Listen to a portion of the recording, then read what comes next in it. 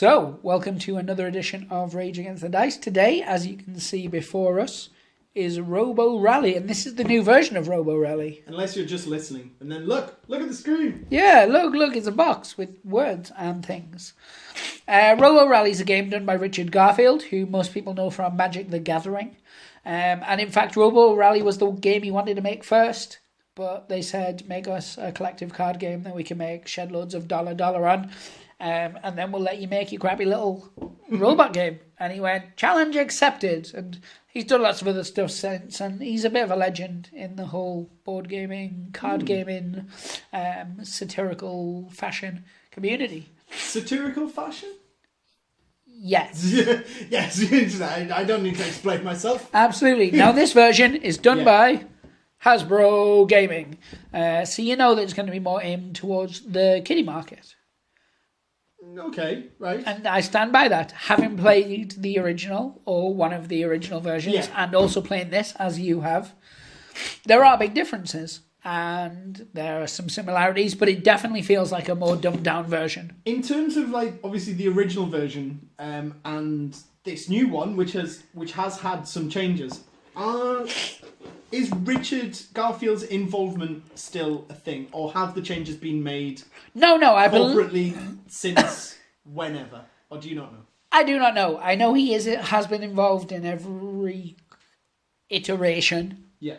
At least to my knowledge, I can't find anything to the contrary. Okay. So if Richard Garfield is watching this, hi, and let us know whether you had an input in this one. There's a lot good about this. There's some bad. I think we should dive straight into the box and have a look at it, and then we're going to actually play it. Yeah. Womp, womp, womp, womp, womp, womp, womp, womp. Straight away, this is one of the cool things I do like about it. You know me, I hate unorganised board games. You do. This, for the most part, is very, very organised. You've got your cards here, you've got your robots down yonder, you've got your little gates, you've got the satellite. You have your glowing energon cubes. Bow weep, grana weep, niddy bong. I don't think I'm going to be sued for that. Your timer, you can use that for eggs or board gaming. It's multi-purpose. Another set of cards, and then hidden beneath the catacombs of the box is all the card-based things. Yeah. So we're going to look at this stuff first, then we'll look at this stuff. This is your first unboxing on the channel, isn't it? Well, it's the first one I've been involved in, yeah. Yeah, normally I refuse to let you because it's the most fun. I'm normally somewhere else. So I'm going to start with a rehab. Rehab, yeah. Well, you have just got that new job as a baker. Oh, yeah, my news job. Yeah, so I'm going to start with a dislike first. Okay. Because that's quite a negative. I know, but if we get it out of the way, then we can move on to the really good stuff. All right, okay. So, Robo Rally is a game where you get these little cards, you place them down in sequence to have your robot act out those actions. The cards in this iteration are smaller than the previous ones, and they're also a lot cheaper. I would say they're very, very thin and very flimsy. We've actually only played this, about 6-8 times? I was going to say less than a dozen times. Less than a dozen times, and already you can see, and that's a thick deck, but there's already quite a bend to it. You can see, these ones, you've got thumb tab marks on them already as well. These are battered, and like we said, we haven't played it with them a great deal. However, I feel that is one of the most negative things about it, is the cards. Everything else is quite a positive. Yeah. I think it's not a mechanic of the game, it's purely just a sort of quality of the material. Yeah, definitely. We're going to look at the aesthetic side of things with this bit, and then when we're playing it, we'll obviously reference rules and how some of them differ, and how I like some better than others, etc., etc. The models, however, are gorgeous on the new ones. The first one we played, the models weren't painted. No. They didn't have this much character. There's less of these, though. There was 8, was it, in the original? Ooh, I can't remember. Just thinking back, it's, a good year since we last played it. Well, the old one? Yeah. But in terms of it, you get 6 with this one. You do. I will look it up and I will put it below going across the screen in like a little cheeky fashion. Nice. How many that actually was. But I believe it was 8 in the original, Oh, or okay. in the version we played, which wasn't the original, but it was One of them. more recent. One of the earlier ones. Yeah, it was one of the earlier ones. And you got 6 in this one. The tokens, again, aren't the thickest. No. It's super thin. they're super thin, wafer thin, I believe is the term. Wafer thin. It's only wafer thin. Yeah. These are quite good, though. They've got a bit of a chunk to them. Yeah. These have clearly been eating their oat-based cereal. I'm not sure if I'm allowed to name drop without getting sued. Send us free stuff. Yeah, send us oat-based cereal. The gates are really good. They're really sturdy. They're made of this cool little plastic. You had to stick the numbers on yourself, though, and I didn't like that because I'm lazy. You could almost say there's a bit of an inconsistency in terms of the quality. Yes, it felt like they pushed across and they made the boards and they made a lot of the other stuff, and they had a really big budget for that. Yeah. And they quite quickly burnt through it, and then the cards were made of what was left. Yeah. Obviously, these- this is all just guesswork. Yeah, of course, I don't work for Hasbro, don't? to my knowledge, anyway. What? I do keep getting a check from them once a month. So, so these are like your little layout. You put your discard there. You can see everything that's on there. I don't need to run through that. We'll do it during the actual gameplay themselves. And it gives you a little bit about each robot on the back. So each robot has its own little character in terms of the write-up and the pictures. However, in reality, they're actually no different. Like Smashbot is no different from Hammerbot. Yeah. Like, they don't have specific skills or anything like that that spruces them up, but that's always been the case, at least in all the versions I've played. Yeah. The boards themselves are smaller than the other version, but they're much more detailed. And they're a really nice quality. They do have that shine on them that picks up the light that's really annoying. But that's not a game fault. That's just an annoyance when filming. And you get a lot of them as well. You get a lot of different combinations, as you can And see. they're double-sided as well. This is true. Boom. The man knows his stuff when it comes to Robo Rally. Yo. And you can see all the different things on there. 1, 2, some basic maths. 3, 4, 6. So you get 12 sides. Obviously, you can only ever have 6 on at once. Yeah. Rulebook, it's been... Actually, this rulebook's a lot nicer and easier to follow than the one we originally played. We did get a lot wrong just because of how the old rulebook was set out. This is much easier to follow. It's all coloured. It's neat. It's simple. Everything's like big boxes like this. I said, it feels a lot more like it's aimed at younger people. It says 12 and up, but we've played this with he would have been still 8 at the time. He has birthdays. One a year. How many birthdays has he had since the last time we played this? 1. Well, I think we've played it since he played with us, though. But he's had a birthday and he's 9 now, so... I'm guessing, unless there's been some time travel involved, he was 8. But he played it and he understood it. Yeah. And he enjoyed it enough. He laughed a lot at you dying. Oh no! And he deliberately. I think actually the 12 plus on the edge seems oddly high. Yes, I think I could probably teach a moderate intelligent level 6-year-old to play this. And I've got one right here. I haven't. Whatever anyone tells you. There is no moderately aged 6-year-olds in this program. Moderately aged, moderately intelligent. Oh, no, moderately aged. There's loads of moderately intelligent ones. Keep them in a bucket. But no, in seriousness, I think probably you can play it under the age of 12 with the greatest of ease. All the things like the robots, the cubes, the timer, all really, really nice. As we were saying, it does look like there's a big disconnect. It was like they made all the other pieces, and then when they got to like the cards and the last bits of tokens, they kind of just were maybe running over budget, or... I think whoever project managed it might have dropped the ball a bit. Yeah, I like to imagine it was different parts were done by different teams. Yeah, makes sense. Certain people had certain goals in mind. But all in all, presentation's really cool on it. I think we really need to move over now to really the crux of it, which is how playing it. Yeah, let's do it. For the purposes of this, we are just going to blast through the first mission in the book. Keep it simple, keep it safe. It is one that we're going to do more often because we really like it. The first turn, maybe 2 turns, we'll kind of explain in detail what we're doing. Yeah. So they'll be more in depth and there'll be less hidden turns. Yeah. And then moving on from that, we'll go on to just playing it properly and you can enjoy us playing it. But the course we are playing is called Dizzy Highway. Nice. So for that, and this is one really cool thing, all the boards are sort of labelled, so we're looking for numbered. 5B. It's a 6, it's a 4, that's a 2, that's a 5, and 5B. Perfect. So as you can see, 5A, then the back is 5B. And so when you play with larger courses, you find that some of them fit better, and we're looking for Start A. Start A. Perfect. So what I'm going to do is I'm going to get the board set up, we're going to choose our characters, and then we're going to move forth. Yes. Or forward. Or forthward. Forthward. So we now have the board set up, so I'm going to give you a quick rundown of what everything is.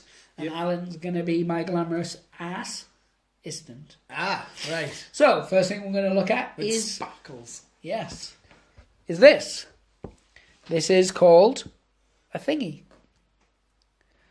I'm sticking with it. Now, this is your dashboard for your character. You can see here, I'll just cut this deck in half. This is my, boom, programming cards pile. Yes, and I will reshuffle that before we start playing. But what you would do is you would draw 9 cards, and you place 5 down in order. You would then activate 1. You would turn it. You would, each player would do their first move, and then second, then third, then fourth, then fifth.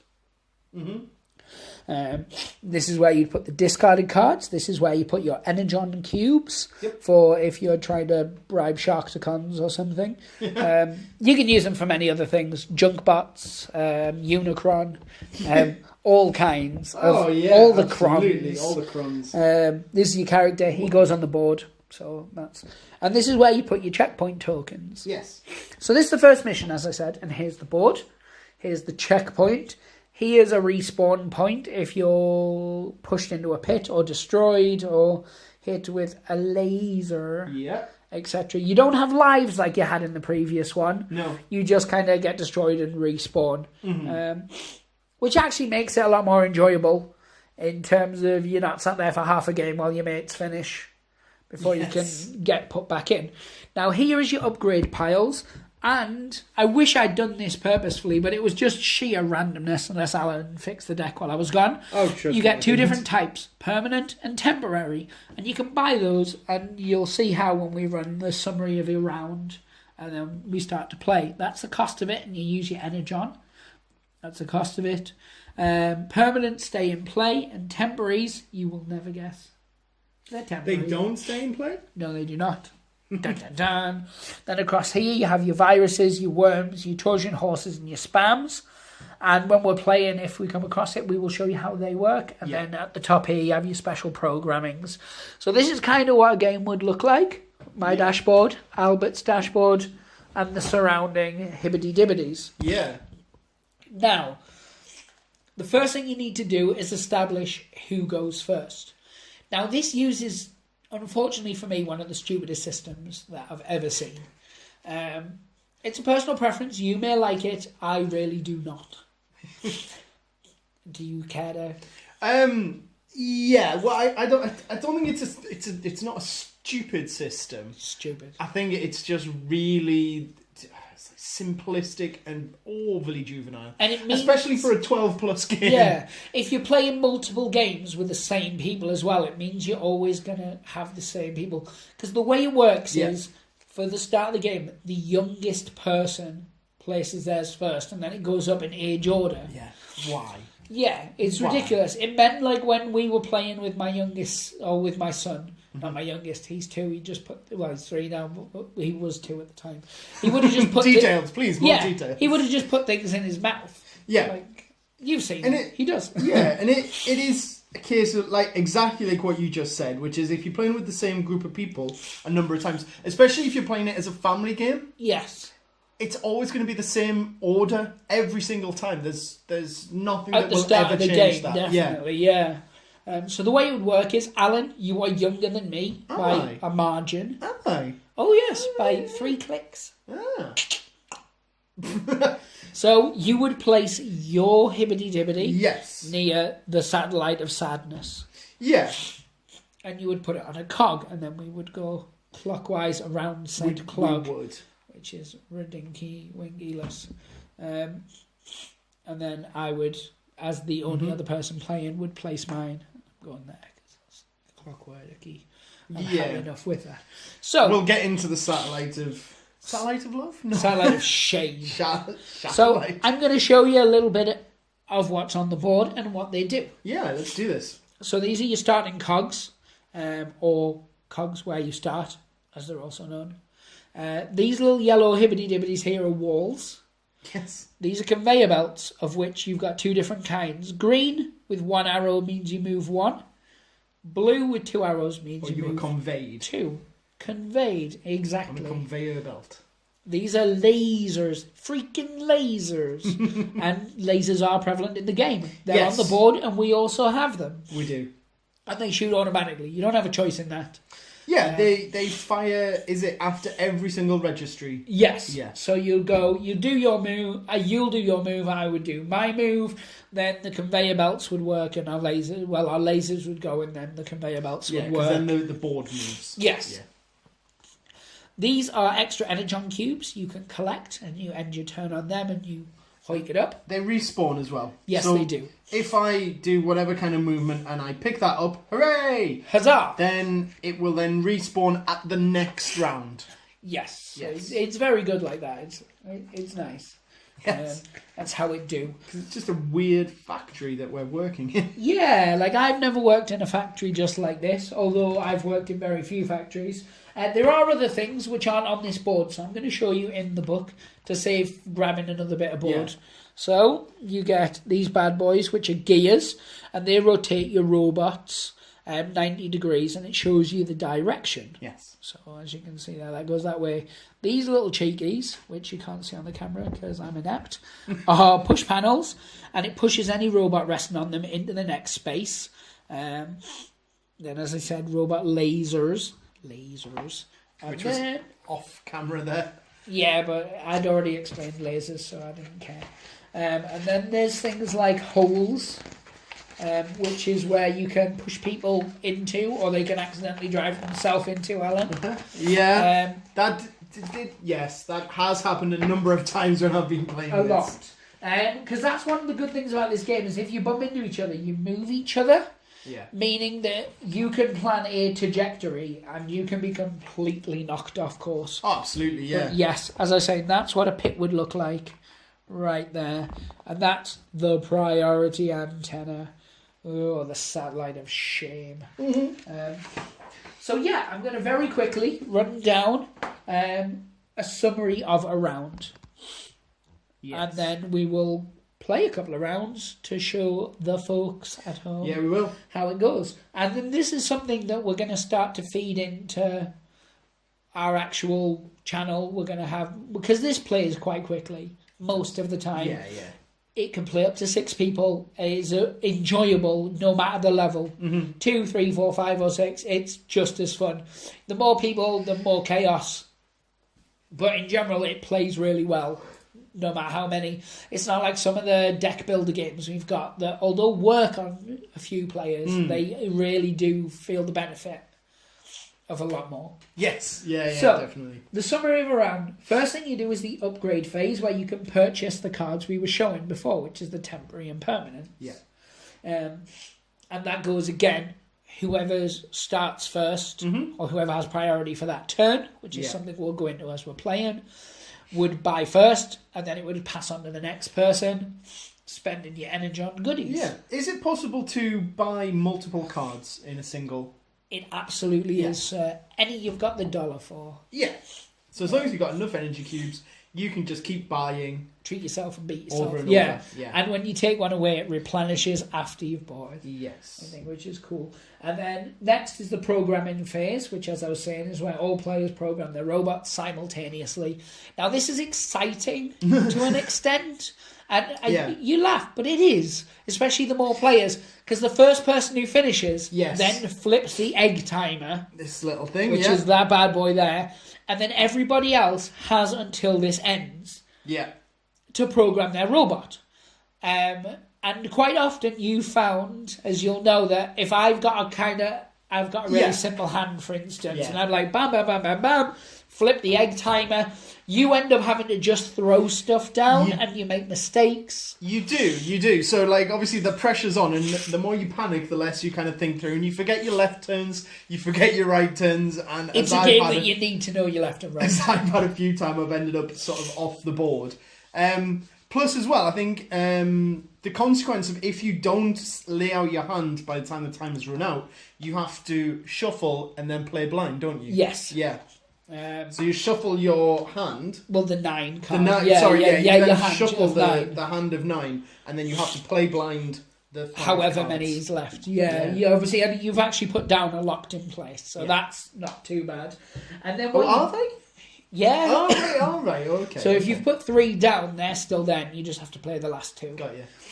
The activation phase is next, and that's the third round and the main round of the game. Mm-hmm. So I think when we go through the actual game, we'll talk about the activation round because it's easier. So we're going to get set up, and then we're going to get straight into it because both decks need a reshuffle. Much like any card game, you have the ability to offer your opponent to cut the deck or shuffle your deck for you. But it's one of those fun kind of games. If somebody's cheating in Robo Rally, they're a scumbag and they deserve to be shot. It's not the type of game you play because I need to win. Like, there's plenty of games out there for that. This is a game where you drive robots into each other. Yes, and they've got silly faces. And they've got beautifully silly faces. So anyway, I chose Smashbot, and you chose... Hammerbot. So, Smashbot. Boosh. Also looks like a robot that fetches butter. Yes, it does. But a churn. And good old Hammerbot, who just likes banging things. Hammerbot's got crazy eyes. Yeah. I swear to Jeebus. What I will do is at the end of this, I'll get a photo of each of them and I'll put them up so they'll cycle through with their card. Yeah. And that way you can pause it and you can read the blurb on the back and stuff if you're interested. If you're not, then you don't have to. It's not... I was going to ask if we were going to be reading our little bios for our robots. We will for our 2. Yeah. But we'll get everything set up, get our deck shuffled, and then we'll come back with that. Cool. Because you have priority, you're going to read yours first. Absolutely. So get that cheeky little lug it in there with those. So, eyes. Hammerbot. Right, since the days when you could hit something to make it work, Hammerbot has thought that the solution to all problems is to give it a good smack.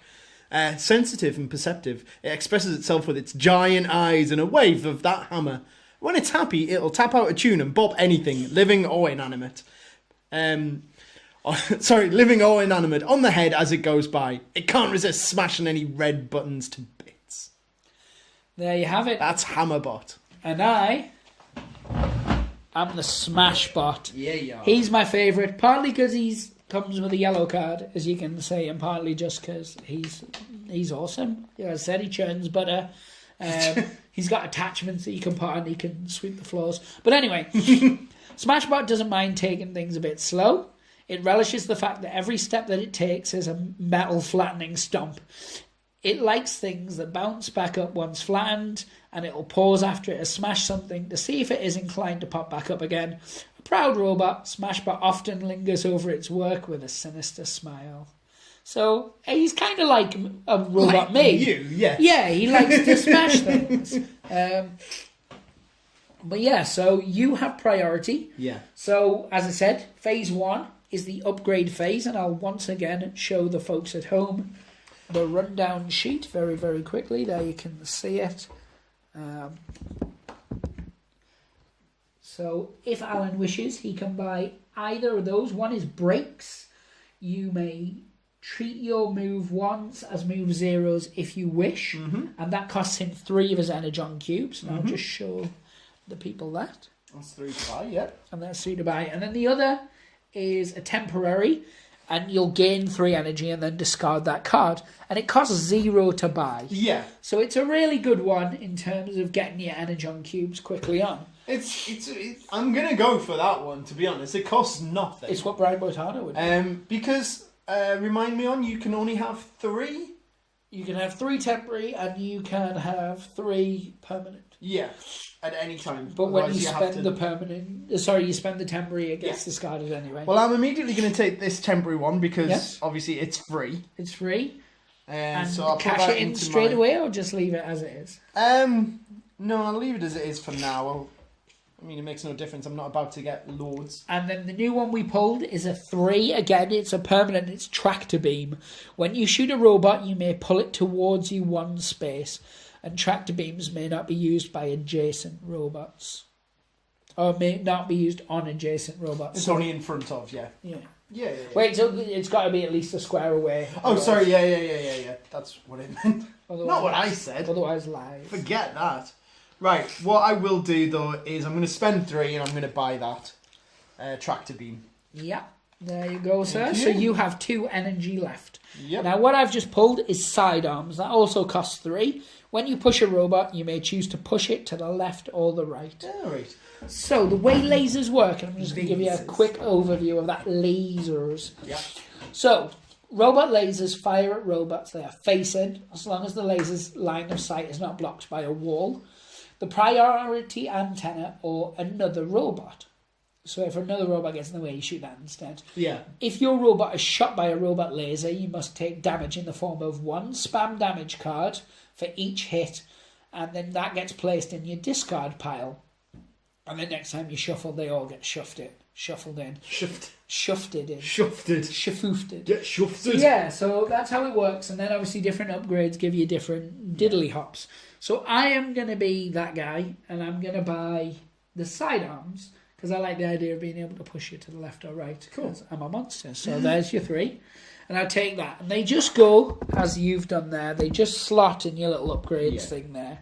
And as I said, there's enough space on that bar to put 3 yellow and then 3 red above it, or however you want to do it.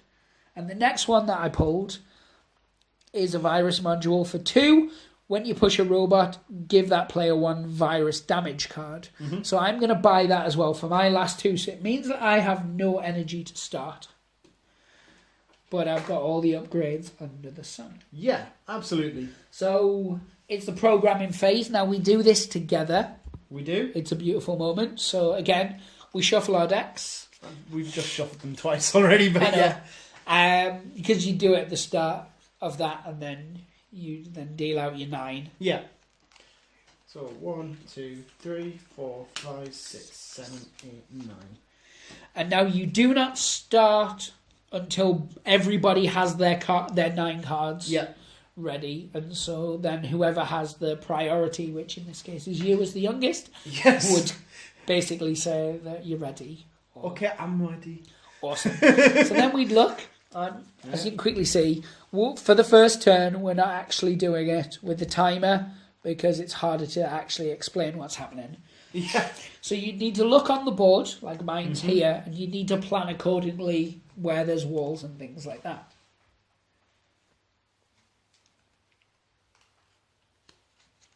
Okay.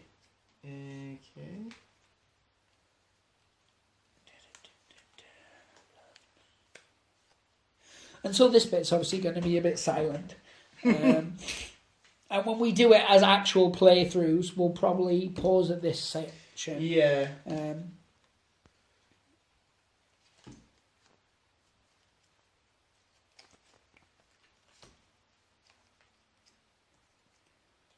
Right. So I have small legs. Got my 5. So normally what I would do in this situation, or as you would, if it was you, would be flip the timer. Yes. And then you would have until that did to finish your register. And obviously the only reason we are not is because it's just it's for brevity. Yeah. And then you'd put your spare cards, which should be 4, on the discard pile. Yeah. So I now have a program, and Alan now has a program. Yeah. As the person with priority, and this is where it differs from the previous versions. So you would show your card, and you would move. So my first registry card is a move 1. Yes. So Padoop. And then I would do mine, and mine is also a move 1. Now, in the previous version, we'd all show our first one at the same time, and they had a priority number in the corner. Yeah. And you would act in order of the priority. Yeah. And I liked that system because it meant that everything wasn't a set in motion kind of thing. Yeah. As it happens, the way it now works is whoever's the closest to the satellite then activates. So, like, now it's me. Yes. So I would reveal, and it goes forward 2. 1, 2. Although it's not relevant just there, but just after that first move, the board would have moved. So if anyone was anywhere, and we would have shot our lasers and things. Lasers. Indeed. So then you would reveal yourself to the world. My second one is move 2. We got the same cards here. So then you'd count who was the closest to the satellite, and I'm closest by 1. Yeah. So it would be me again. And I've gone for an again card, which just means it activates the same as the previous one. 1, 2. Yeah. Thus casually skipping Yeah. that. Now Alan would reveal his next one. My third card is also an again card. So I also go 1, 2, jumping over the conveyor belt. I swear we did not set this up. This is weird. 1, 2, 3, 4. So it would be me again by Yeah. 1, because we're basically going in a straight line. Mine is a left turn. So I turn left, Yeah. And mine is a turn right. where Alan would turn right. Yeah.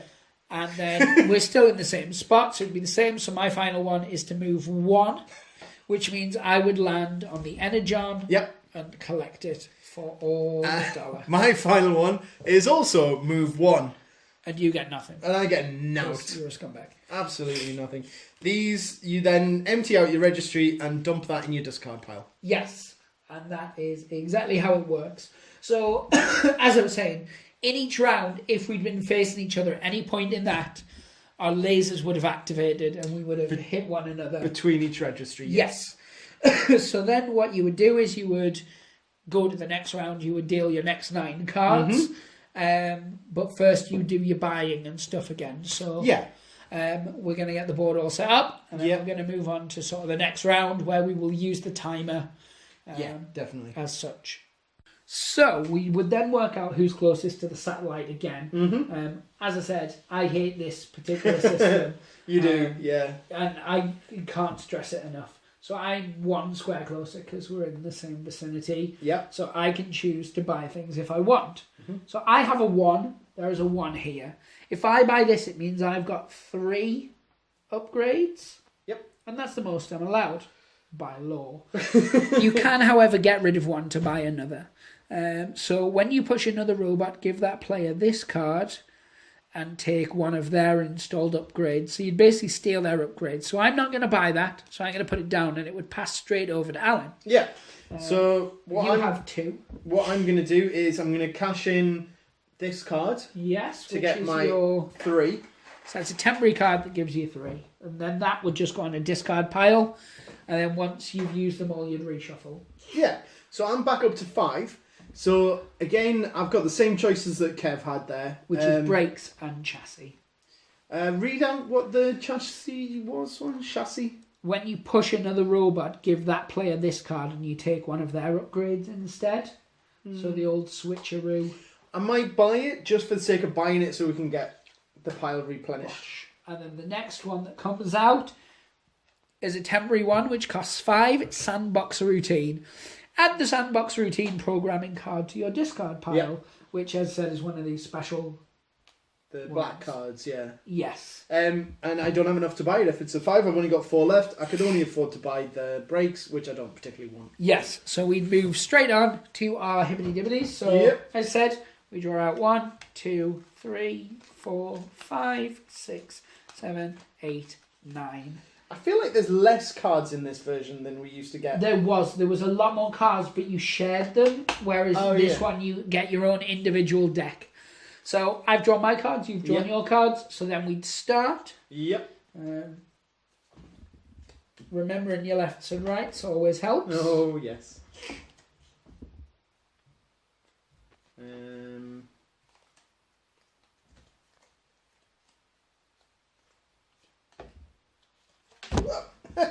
Dropping them everywhere.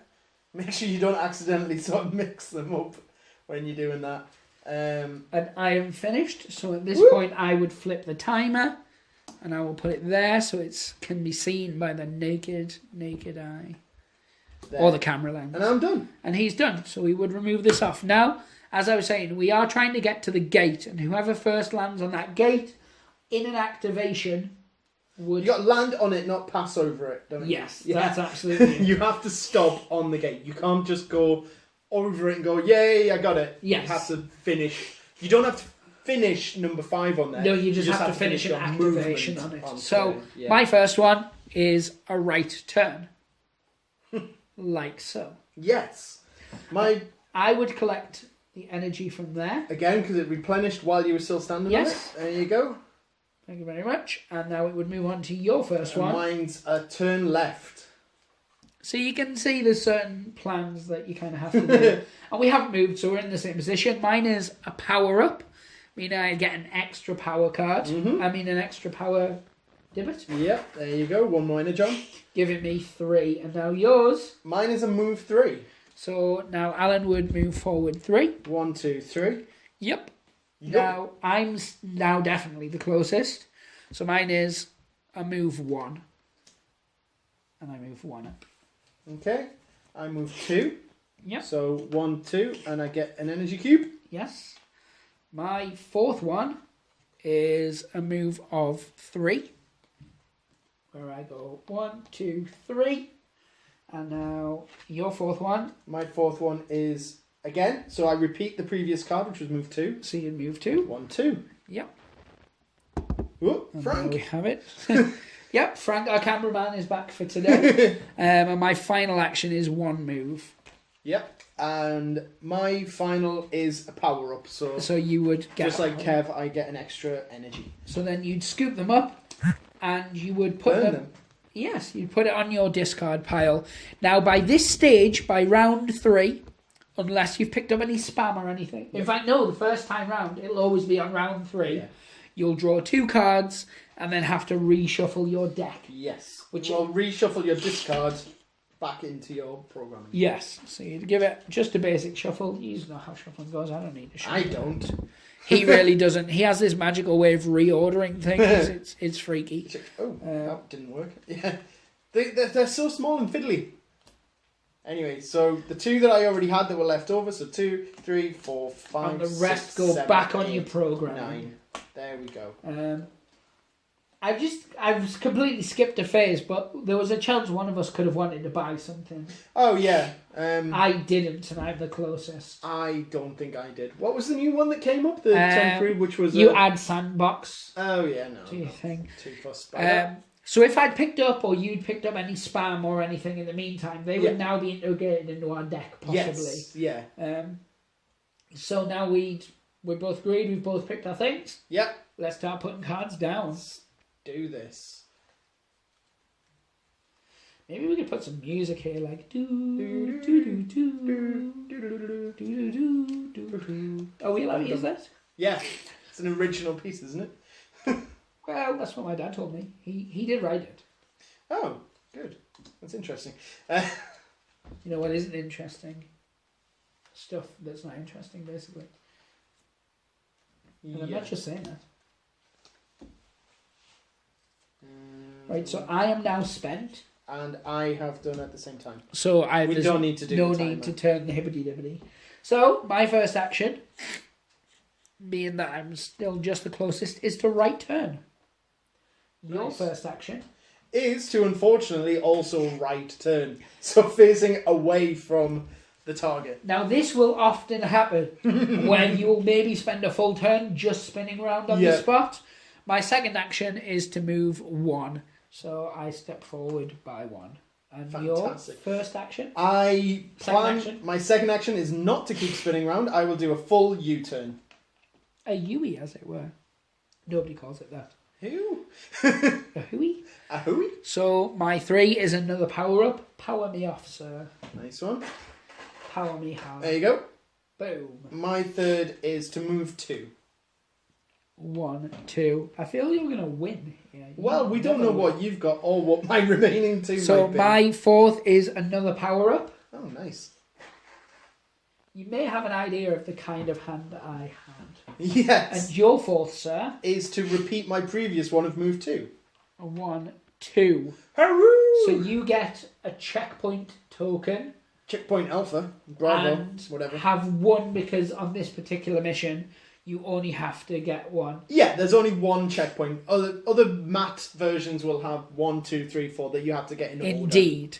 And so my next one is a right turn, because that was basically the best I could do without ending up on the conveyor belt. And your 5th action would have been a move 1 forward. a move 1 to get off, which would have put him on the conveyor belt, which would have then went 1, 2 and turned him. Not that way. I hate the stupid conveyor belts. Yes, you're right. It would have turned you. So when you go on a conveyor belt and you go round a corner, it does turn you, and that can sometimes throw you for a bit of a loop. You follow the arrows, and most of the time it's fine. There's some of the really more finicky ones. Yeah, we've tried house ruling it because it means if you finish your turn on a corner, then when your laser fires, the question is, are you facing that way and firing that way? Have you fully turned that way and fired that way? Where are you? So we always do it when you land on the square, don't we? Yeah. Yeah. So it took a little bit of sort of working out. But we got... It's not that it's overly complicated. It's just that it's not explained well enough. Yes, More the than rule book anything. doesn't cover it particularly well. Yeah. But we looked to the old rule book for that one. Yeah, And yeah, copy yeah. what that did. So that's basically how it would play a version of this. Hooray! Yeah, so the next time we play, the version we will do is called, and I will show you the course, because that was Dizzy Highway. The next one's another beginner's course called Risky Crossing, which is this one. Again, it's only 1 board and 1 start, but it has 2 points on this time. And that's what you guys are crazily looking forward to next time. So, my overall opinion on this is it's not as good as the previous version. It's easier, and it plays quicker. Which makes for when you're playing with multiple people a more flowing game. Yeah. Whereas previously you'd have to go, so what number on your first card? Yeah. What's the number on yours? All right, mine's higher, then it goes you, then it goes you. And I like that because it kind of threw that bit of chaos Yes. into it. It meant you could plan the best way possible and you could just have pulled a terrible number. I mean, you still can be totally screwed over here in this game because obviously if you get bumped, bashed or shot, well, shooting doesn't change your position, but if you get bumped, bashed or pushed or pulled, that can completely knock onto what your planned game was. But I mean, all in all, I love this game. Yeah. Not only did I love it, it was a game that was bought for me because I was having a particularly crap couple of days. Nice. And Kaylee bought me it as like a present, Aww. like this will cheer you up kind of thing. Yeah. And I do sort of appreciate it more so because of that, I think. Yeah, But absolutely. it's one we've never had a game of it where we didn't enjoy it. Yeah. It just so happens the older version was slightly better. Yeah. And we do always enjoy playing this. Obviously, it's been a bit dry this session because we're doing it as a how-to. Yes, but further on, next couple of versions of it we play, you'll see there tends to be a lot more joking around. There tends to be a lot of mocking. We are buffoons. Yes. Oh, gosh. That is undoubtable. But as always... Anyone who watched any of our other videos know that we're not overly serious. Absolutely. But anyway, as always, pray to the dice gods. Hope they smile upon you. Give us a like, a subscribe, and hopefully you guys will tune in for the next Robo Rally. Yeah. Thank you very much for watching. Say goodbye, Alan. See ya. Bye.